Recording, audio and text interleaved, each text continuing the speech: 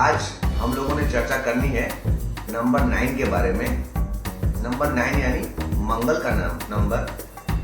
मंगल यानी सेनापति, मंगल यानी ऊर्जा, मंगल यानी अपना खून, ब्लड, अपने पूर्वज। ये सारे बातें जो हैं ये नंबर 9 से आप समझ सकते हैं। कहते हैं कि शनि और मंगल दोनों में शत्रुता है। मैं किसी समझ नहीं पाता हूं इन लोग इस बात को कैसे कहते हैं। कहते हैं शायद समझने के लिए, समझाने के लिए, जानने के लिए। परंतु आप देखेंगे कि मंगल यानी अपना खून, खून यानी जिसमें व्हाइट ब्लड सेल है, रेड ब्लड सेल है, प्लेटलेट है। रेड ब्लड सेल में क्या है? हेमोग्लोबिन है। हेमोग्लोबिन क्या करता है? ऑक्सीजन को ऊपर से नीचे भेजता रहता है शरीर में पूरी तरह से। हेमोग्लोबिन किससे बना हुआ है? जो कि एक प्रोटीन है, वो बना हुआ है आयरन से। आयरन यानी लोहा, लोहा यानी शनि महाराज, सैटर्न। तो शनि और मंगल का आपस में तो एक रिश्ता बन गया। दोनों एक दूसरे के पूरक हैं, दोनों एक दूसरे के बिना काम नहीं कर सकते हैं। शनि काम करते हैं, कर्म करते हैं, और मंगल कर्म करवाते हैं। तो मुझे समझ नहीं आता कि दोनों आपस में दुश्मनी कैसे हुई। खैर, समझने वाले अपने अपने तरीके से समझते हैं, मैं भी अपने तरीके समझता हूँ। हो सकता हूँ मैं सही हूँ, हो सकता है मैं गलत हूँ, लेकिन जो मैं कह रहा हूँ वो मेरे मन की बातें हैं। मंगल यानी मेरे भाई, मेरे मित्र और मेरे पूर्वज भी मंगल से ही आते हैं। तो मंगल की अपनी अपनी विशेषता है। मैंने कहा था कि कोई भी नंबर डेट ऑफ बर्थ में कई तरीके से आ सकता है।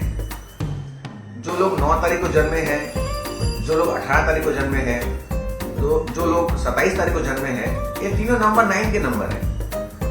परंतु इनमें विभिन्नता है, ये समान नहीं है।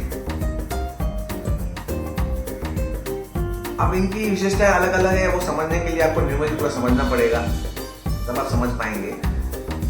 परंतु मैं इतना कहना चाहूंगा कि अगर आप में ऊर्जा नहीं है, एनर्जी नहीं है, तो आप कैसे काम करेंगे? आप जिएंगे कैसे? एक शेर याद आ रहा है मुझे, जिंदगी जिंदा दिली का नाम है, मुर्दे भी क्या खाक दिया करते हैं। अगर आप में ऊर्जा ही नहीं तो आप काम क्या करेंगे?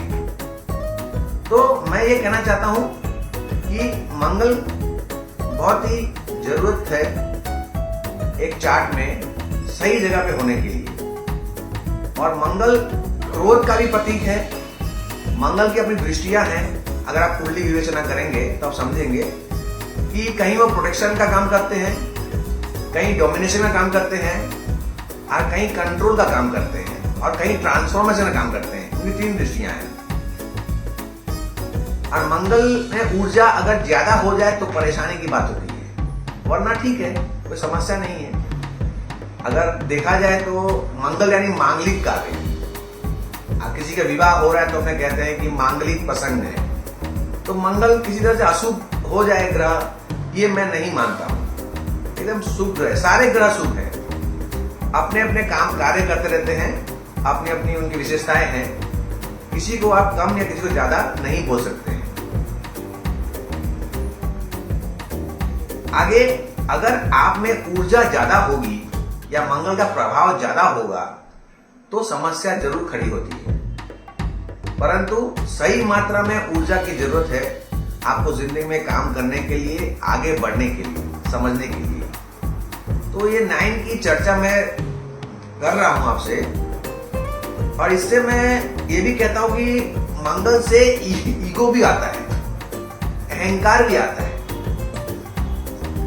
कोई भी चीज अगर उसकी मात्रा बढ़ जाए आपकी जिंदगी में तो उसमें मिठास की जगह कड़वाहट आ जाती है, प्रेम कम हो जाता है।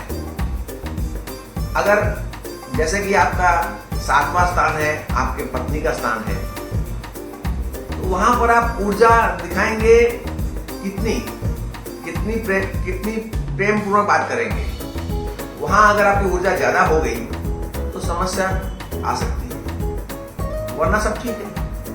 मंगल के बिना कोई मांगलिक प्रसंग हो ही नहीं सकता है। तो मंगल कोई खराब ग्रह नहीं है, अशुभ ग्रह नहीं है।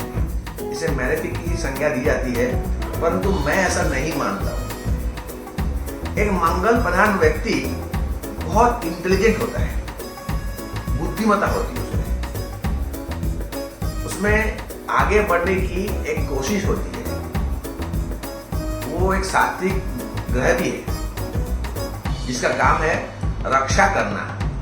ये अपने आर्मी वाले हैं, पुलिस वाले हैं, डिफेंस के जितने लोग हैं, सारे मंगल प्रधान लोग हैं। तो सब खराब हो गए। अब आपको समझना पड़ेगा इनका भी अपना काम है, ये अपना काम कर रहे हैं। इन लोगों के काम वजह से आज हम सुरक्षित हैं। तो मंगल को आप अशुभ नहीं कह सकते मेरे हिसाब से।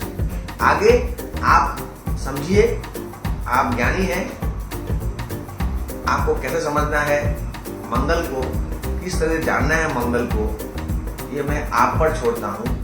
आज ये मेरी पहली सीरीज है 9 के ऊपर। आगे चर्चा जारी रहेगी। तब तक के लिए आपसे मैं विदा चाहूंगा। राधे राधे।